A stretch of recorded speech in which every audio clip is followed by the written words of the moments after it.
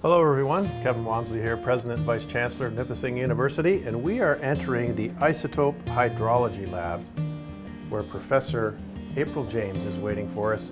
April, how are you? Welcome, thank you very much, I'm great. What goes on in this lab? In this lab we do research, we get students involved in research on watershed and isotope hydrology. So we get out on the landscape and we study how water moves through the landscape, a hydrologic form, and how that's related to function, so to speak. So we're very interested in where research meets applications and where original research gets into the classroom. April, tell me about the Weather and Climate course. This is a second-year course on weather and climate that's offered by the Department of Geography here at Nipissing University. As part of this class, we get students out to see our on-campus weather station. This is a weather station we installed about 10 years ago as part of a network of weather stations that has been supported by the Department of Geography and different research collaborations. But meanwhile, we integrate it into our second-year course that gets students out there. They get to see the instruments. They get to see it at different times of year. So you'll see we had 30 plus students on snowshoes. It's not far, so it's not a high-risk environment if students haven't experienced snow or snowshoes before. And of course, this year we have a brand new audience as part of that second-year class. It includes international students that are part of the post-baccalaureate diploma in environment and sustainability. So you'll see from some of the footage that we went out there, we introduced them to the weather station, the different instruments, we talk about how that's integrated into research, how it supports the theory they're learning about in the class, in the second-year class. And then they get to off-road with snowshoes, right, and try them out. And we had a beautiful sunny day, so that's what we did in that class this term.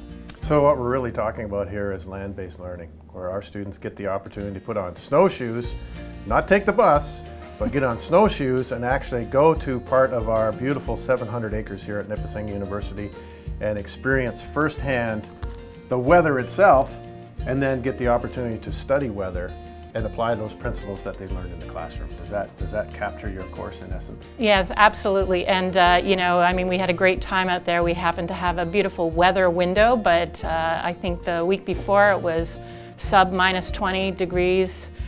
So we talk about different weather phenomenon. They have assignments where they go out and they have to observe weather, snap a picture, describe it, link it to the theory in the class. They can bring in different weather stories. You can call me a geek, but there's no lack of news or weather in the news these days, and so we try to cover a range of issues as well as introduce them to the basic theory on which they can build. They can build that as they move forward in their diploma program or for our domestic students for a range of geography programs, or if they're taking it as an elective from the biology department, for example. Weather and climate, this conversation is just kind of foundational to the study of science and environment these days. So what a great opportunity for Canadian students and international students to learn about the Canadian North, and of course climate and the weather, very important topics for every student to have a clear understanding of. What a great opportunity for our students. Thank you very much. You're welcome. Thanks for visiting. Nipissing University, where students get the opportunity to learn on the land. In fact, they can snowshoe to class. What a great opportunity for our students to see research in the making. Thanks very much for joining us. We'll see you next time. This is your Nipissing University.